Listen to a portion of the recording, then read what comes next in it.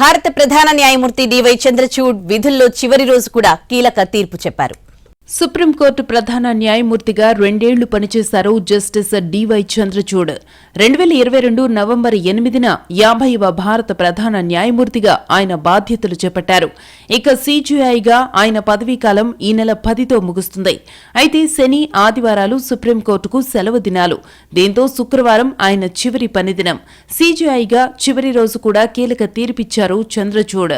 Aligarh Muslim university ఏఎంయూకి minority హోదాపై chief justice DY Chandrachud నాయకత్వంలోని 7గురితో కూడిన రాజ్యాంగ ధర్మాసనం తీర్పిచ్చింది. 3 న్యాయమూర్తులు ఏఎంయూకి వ్యతిరేకంగా తీర్పునివ్వగా సీజేఐ సహా 4 న్యాయమూర్తులు ఏఎంయూకి అనుకూలంగా తీర్పు చెప్పారు. విద్యాసంస్థ నియంత్రణ, పరిపాలనపై పార్లమెంట్లో చట్టం చేసిన విద్యాసంస్థలకు గల మైనారిటీ హోదా రద్దు కాదని సీజేఐ ధర్మాసనం స్పష్టం చేసింది. అయితే ఏఎంయూ మైనారిటీ హోదా రద్దయినట్టు 1968లో సుప్రీంకోర్టు ధర్మాసనం ఇచ్చిన తీర్పును చంద్రచూడ్ ధర్మాసనం కొట్టేసింది. అడ్మినిస్ట్రేషన్లో ముస్లింలు లేనంత మాత్రాన ఆ యూనివర్సిటీ మైనారిటీ హోదాను కోల్పోదని స్పష్టం చేసింది సుప్రీంకోర్టు. సుప్రీంకోర్టు ప్రధాన న్యాయమూర్తిగా 2 ఏళ్ల పాటు పనిచేసిన ధనుంజయ యశ్వంత్ చంద్రచూడ్ పలు కీలక తీర్పులిచ్చారు. రామ జన్మభూమి భూ వివాదానికి పరిష్కారం చూపడం దగ్గర నుంచి జమ్మూ కశ్మీర్కు ప్రత్యేక హోదా కల్పించే ఆర్టికల్ 370 రద్దు, ఎలక్టోరల్ బాండ్ల రద్దు, గోప్యత హక్కు, స్వలింగ సంపర్కం నేరం కాదనడం, శబరిమల ఆలయంలోకి మహిళల అనుమతి, స్వలింగ వివాహాలు సాధ్యం కాదని తేల్చి చెప్పడం వంటి మైలురాయి తీర్పులిచ్చాయి చంద్రచూడ్ నేతృత్వంలోని ధర్మాసనాలు.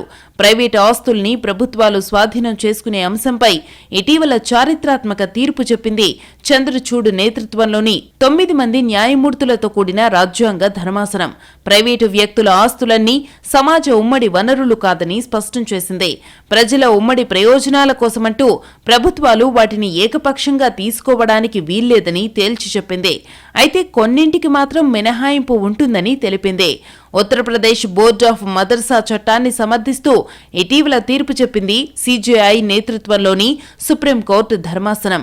బోర్డు లౌకిక న్యాయ సూత్రాలను ఉల్లంఘించిందంటూ చట్టాన్ని రద్దు చేయటం తగదని స్పష్టం చేసింది. గతంలో అలహాబాద్ హైకోర్టు ఇచ్చిన తీర్పును పక్కనబెట్టింది సుప్రీంకోర్టు. జమ్మూ కశ్మీర్కు ప్రత్యేక హోదాను కల్పించే ఆర్టికల్ 370 రద్దుపై 2023 డిసెంబర్లో కీలక తీర్పు చెప్పింది చంద్రచూడ్ నేతృత్వంలోని 5 న్యాయమూర్తుల రాజ్యాంగ ధర్మాసనం. కేంద్ర ప్రభుత్వం నిర్ణయాన్ని సమర్థించింది. కేంద్రం తీసుకున్న నిర్ణయంలో సుప్రీంకోర్టు జోక్యం చేసుకోలేదని తేల్చి చెప్పింది. జమ్మూ కాశ్మీర్కు సార్వభౌమాధికారం లేదని, భారత రాజ్యాంగమే ఫైనల్ అని స్పష్టం చేసింది సుప్రీంకోర్టు. జమ్మూ కాశ్మీర్ను లడాక్ నుంచి విభజించి కేంద్రపాలిత ప్రాంతంగా ప్రకటించింది సుప్రీంకోర్టు. అయితే రాష్ట్ర హోదాను త్వరగా పునరుద్ధరించాలని కేంద్రానికి సూచించింది. 2024 సెప్టెంబర్ 30వ తేదీలోగా అసెంబ్లీ ఎన్నికల నిర్వహణకు చర్యలు చేపట్టాలని కేంద్ర ఎన్నికల సంఘాన్ని ఆదేశించింది సుప్రీంకోర్టు. ఎలక్టోరల్ బాండ్లపైన కీలక తీర్పునిచ్చారు సీజేఐ జస్టిస్ డివై చంద్రచూడ్. 2018లో రాజకీయ పార్టీలు నిధులు సమకూర్చుకోవడానికి వీలుగా ఎలక్టోరల్ బాండ్ల పథకాన్ని తీసుకొచ్చింది కేంద్ర ప్రభుత్వం. దీనిపై చీఫ్ జస్టిస్ చంద్రచూడ్ నేతృత్వంలోని 5 న్యాయమూర్తుల రాజ్యాంగ ధర్మాసనం విచారణ చేపట్టింది. ఈ పథకం రాజ్యాంగ విరుద్ధమని స్పష్టం చేసింది. రాజకీయ పార్టీలు, దాతల మధ్య క్విడ్ ప్రోకోకు ఇది దారితీయొచ్చన్నారు చీఫ్ జస్టిస్ చంద్రచూడ్. ఎలక్టోరల్ బాండ్ల జారీని వెంటనే ఆపాలంటూ స్టేట్ బ్యాంక్ ఆఫ్ ఇండియా ఎస్బీఐని ఆదేశించారు. అలాగే ఎలక్టోరల్ బాండ్స్ ద్వారా రాజకీయ పార్టీలు పొందిన విరాళాల వివరాల్ని ప్రచురించాలని భారత ఎన్నికల సంఘాన్ని ఆదేశించింది సుప్రీంకోర్టు. ఢిల్లీ లెఫ్టినెంట్ గవర్నర్ అధికారాల అంశంపై 2023 మేలో కీలక ఆదేశాలు జారీ చేశారు సీజేఐ జస్టిస్ చంద్రచూడ్. ప్రజలు ఎన్నుకున్న ప్రభుత్వానికి పరిపాలనాపరమైన అన్ని అధికారాలు ఉంటాయని స్పష్టం చేశారు. కేవలం శాంతి భద్రతల అంశంలోనే లెఫ్టినెంట్ గవర్నర్కు అధికారం ఉంటుందని తెలిపారు చంద్రచూడ్. 2023 అక్టోబర్లో స్వలింగ వివాహానికి చట్టబద్ధత కల్పించలేమని సీజేఐ చంద్రచూడ్ నేతృత్వంలోని 5 న్యాయమూర్తుల రాజ్యాంగ ధర్మాసనం తీర్పు చెప్పింది. స్వలింగ వివాహం చేసుకున్న వాళ్లను దంపతులుగా గుర్తించలేమన్నారు చంద్రచూడ్. వివాహం చేసుకోవడం ప్రాథమిక హక్కు కాదని, ఈ కేసుపై పార్లమెంటే నిర్ణయం తీసుకోవాలని స్పష్టం చేశారాయన. అది న్యాయ సమీక్షకు లోబడి ఉండాలని తీర్పు చెప్పారు చంద్రచూడ్. మెడికల్ కాలేజీల్లో ప్రవేశాల కోసం నిర్వహించే నీట్ యూజీ పేపర్ లీకేజీ వ్యవహారంలోనూ సీజేఐ చంద్రచూడ్ నేతృత్వంలోని సుప్రీంకోర్టు ధర్మాసనం కీలక ఆదేశాలు జారీ చేసింది. నీట్ యూజీ పరీక్షను మరోసారి నిర్వహించాల్సిన అవసరం లేదని స్పష్టం చేసింది. దేశవ్యాప్తంగా ప్రశ్నాపత్రం లీక్ అయిందని చెప్పేందుకు తగిన ఆధారాలు లేవన్నారు సీజేఐ జస్టిస్ డివై చంద్రచూడ్. పరీక్షను మళ్లీ నిర్వహించాలని ఆదేశిస్తే గతంలో పరీక్ష రాసిన దాదాపు 24 లక్షల మంది అభ్యర్థులపై ప్రభావం పడుతుందన్నారు. బాల్య వివాహాల్ని కట్టడి చేసేందుకు మార్గదర్శకాలు జారీ చేసింది సీజేఐ జస్టిస్ చంద్రచూడ్ నేతృత్వంలోని సుప్రీం ధర్మాసనం.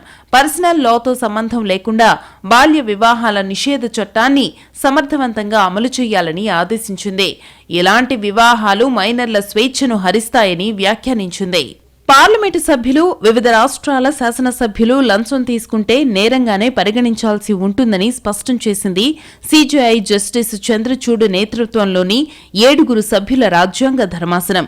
శాసనసభ్యులు, పార్లమెంటు సభ్యులు లంచం తీసుకుంటే భారత పార్లమెంటరీ వ్యవస్థ పనితీరు నాశనమవుతుందన్నారు సీజేఐ చంద్రచూడ్. ఇటువంటి సందర్భాలలో నేతలకు రాజ్యాంగ రక్షణ కల్పించలేమని స్పష్టం చేశారాయన.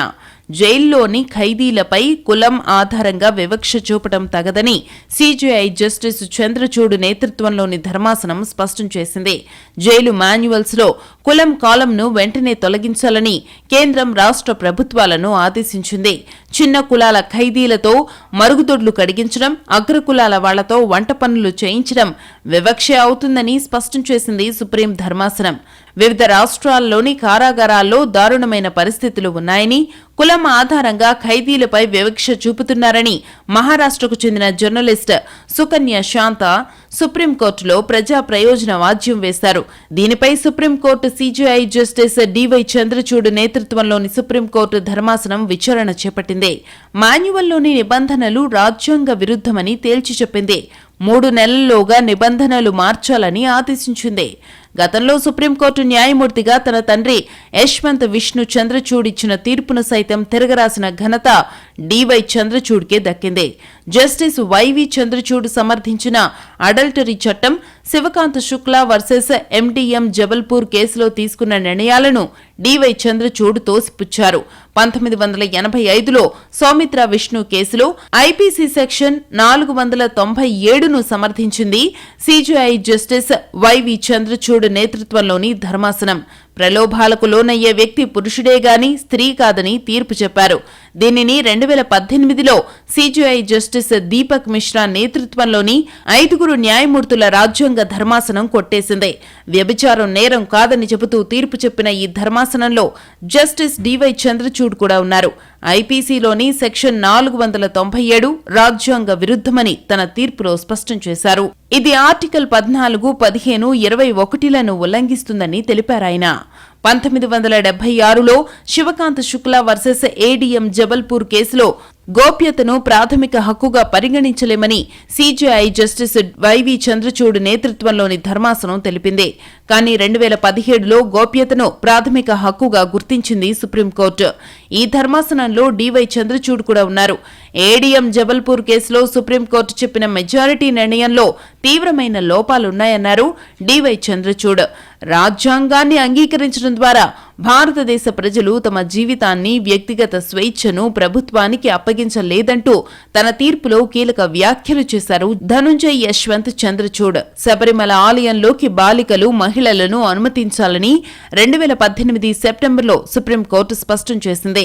మహిళలను అనుమతించకపోవడం సమానత్వపు హక్కును కాలరాయడమేనని స్పష్టం చేసింది. ఈ తీర్పు చెప్పిన సీజేఐ జస్టిస్ దీపక్ మిశ్రా నేతృత్వంలోని రాజ్యాంగ ధర్మాసనంలో డివై చంద్రచూడ్ సభ్యుడిగా ఉన్నారు. రాజ్యాంగం ప్రకారం అంటరానితనాన్ని అనుమతించడానికి వీల్లేదని తన తీర్పులో రాశారు చంద్రచూడ్.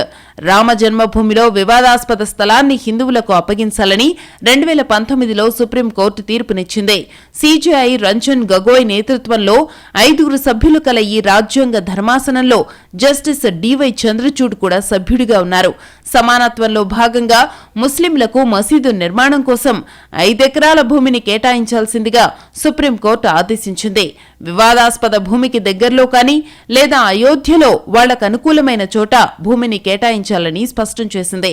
ఢిల్లీలో డిగ్రీ పూర్తి చేసిన డివై చంద్రచూడ్ 1982లో ఢిల్లీ యూనివర్సిటీలో ఎల్ఎల్బీ పట్టా అందుకున్నారు. 1983లో హార్వర్డ్ యూనివర్సిటీలో ఎల్ఎల్ఎంని పూర్తి చేశారు. అలాగే 1986లో హార్వర్డ్ యూనివర్సిటీ నుంచి డాక్టర్ ఆఫ్ జ్యూరికల్ సైన్సెస్ ఎస్జేడి పట్టాను అందుకున్నారాయన. 1998లో బొంబాయి హైకోర్టులో సీనియర్ అడ్వకేట్ హోదా దక్కింది. 1998 నుంచి 2000 వరకు భారత్ అడిషనల్ సొలిసిటర్ జనరల్ గా పనిచేశారు. 2000 సంవత్సరం మార్చి 29న బొంబాయి హైకోర్టులో అదనపు న్యాయమూర్తిగా నియమితులయ్యారు. 2013 అక్టోబర్ 31న అలహాబాద్ హైకోర్టు ప్రధాన న్యాయమూర్తిగా నియమితులయ్యారు. సుప్రీంకోర్టు విచారణ, లైవ్ స్ట్రీమింగ్ కు అవసరమైన మౌలిక సదుపాయాల కల్పనకు ఏర్పాటు చేసిన ఈ కోర్టు కమిటీకి చంద్రచూడ్ చైర్పర్సన్ గా వ్యవహరించారు. 2016 మే 13న సుప్రీంకోర్టు న్యాయమూర్తిగా బాధ్యతలు చేపట్టారు డివై చంద్రచూడ్. సుప్రీంకోర్టులో దాదాపు 8.5 ఏళ్లు పనిచేశారు.